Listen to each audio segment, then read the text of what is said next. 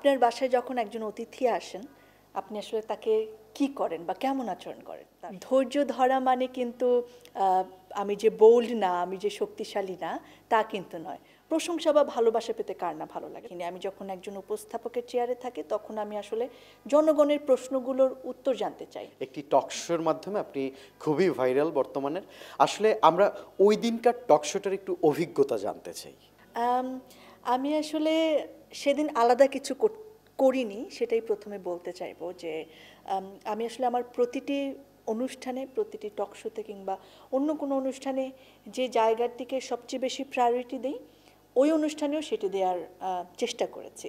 অর্থাৎ আমার ধারণা আমি আহামরি কিছু করিনি, সেটা শুধুমাত্র আমার মানুষের প্রতি এবং আমার পেশার প্রতি আমার দায়বদ্ধতা যেটা, সেটা ছিল। কারণ আমি যখন ওই চেয়ারে বসে থাকি, তখন নিরপেক্ষ হয়ে এবং আমার অতিথিদের প্রতি সর্বোচ্চ সম্মান রেখে জনগণ অর্থাৎ আমার দর্শক যে প্রশ্নটির উত্তর জানতে চান, সেই প্রশ্নটি করাই আমার সবচেয়ে বড় দায়িত্ব। এবং সেটি আমি আগেও করেছি, ওই আয়োজনেও তার ব্যতিক্রম ছিল না। কিন্তু মানুষ কোনোভাবে সেটা দেখেছেন অনেক মানুষ, এবং তারা ভালোবাসা দিয়েছেন আমাকে, আমার প্রশংসা করেছেন।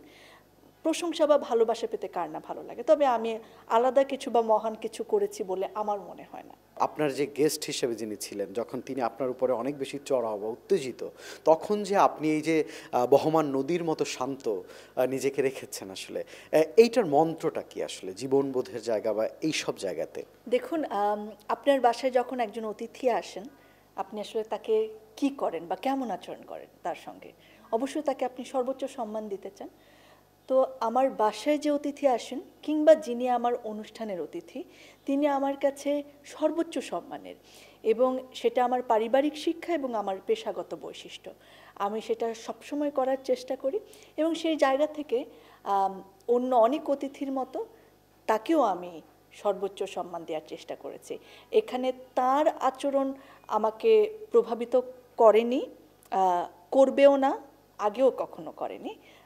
আমি আমার জায়গায়, আমার যে দর্শন, আমার যে আদর্শ, আমার যে ব্যক্তিত্ব, সেখানে আসলে অন্য কারো আচরণ বা অন্য কারোর অবস্থানের প্রভাব পড়তে দিতে চাই না। সবসময় পারি বলবো না, কিন্তু আমি চেষ্টা করি যে আমি আমার জায়গায় যেন ঠিক থাকতে পারি।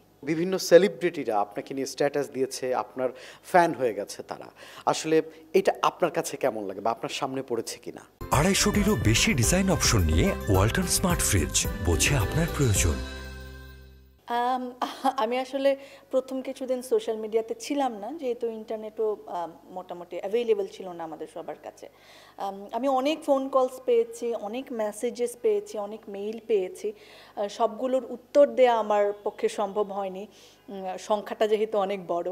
কিন্তু আমি সকলের প্রতি আমার ভালোবাসা জানাতে চাই চ্যানেল আয়ের মাধ্যমে। যারা দেখছেন, আমি কৃতজ্ঞ আপনাদের ভালোবাসার জন্য, এবং আপনারা যে আমাকে প্রশংসা করছেন কিংবা আমার ভালো গুণগুলোকে তুলে ধরছেন, সেই জায়গাটা নিশ্চয়ই আমার জন্য অনুপ্রেরণার হয়ে কাজ করবে।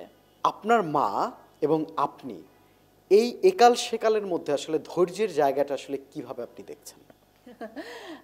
সেই জায়গায় বলতে চাই যে ধৈর্য প্রতিটি মানুষের একটা ভালো গুণ, সেটা মেয়ে হোক কিংবা ছেলে হোক। এবং আমি সবসময় বিশ্বাস করি যে কথা শক্তিশালী হয় তার যুক্তির জায়গা থেকে, তার ন্যায়ের জায়গা থেকে। অর্থাৎ আমি অনেক জোরে কণ্ঠস্বর না নিয়েও একটি শক্তিশালী কথা বলতে পারি। অর্থাৎ ধৈর্য ধরা মানে কিন্তু আমি যে বোল্ড না, আমি যে শক্তিশালী না, তা কিন্তু নয়। বরং ধৈর্য ধরে নিজের জায়গায় ঠিক থেকে নিজের কথাটুকু বলে যাওয়া কিংবা নিজের ব্যক্তিত্ব ধরে রাখাটাকেই আমার কাছে সবসময় শক্তিশালী মনে হয়েছে। আমার কাছে মনে হয়েছে শক্তিশালী কথা চিৎকার করে না বললেও সেটি শক্তিশালী, আর যদি কথাটি দুর্বল হয়, আপনি অনেক চিৎকার করে বললেও সেটি আসলে শক্তিশালী বা বোল্ডনেস হতে পারে না। দীপ্তি, বিচারপতি শামসুদ্দিন চৌধুরী মানিক স্যারের তার উপরে আপনার বর্তমান অনুভূতিটা কেমন? সাম্প্রতিক বিষয় নিয়ে এই টকশোটি হয়, মেট্রোসেন টু দ্য পয়েন্ট, এবং সেটা সাম্প্রতিক বিষয় মানে সেটা বর্তমান যে আন্দোলন, ছাত্র আন্দোলন, সেই জায়গাটিতেই ছিল। আমার আসলে তেমন ব্যক্তিগত কোনো অনুভূতি নেই, কারণ আমি পুরো ব্যাপারটাকে ব্যক্তিগত জায়গা থেকে দেখিনি। আমি যখন একজন উপস্থাপকের চেয়ারে থাকি, তখন আমি আসলে জনগণের প্রশ্নগুলোর উত্তর জানতে চাই। সেই জায়গায় উনি যা করেছেন সেটা ওনার ব্যাপার, আমি যা করেছি সেটা আমার ব্যাপার, So আমি আসলে ব্যক্তিগতভাবে ব্যাপারটাকে খুব একটা দেখছি না।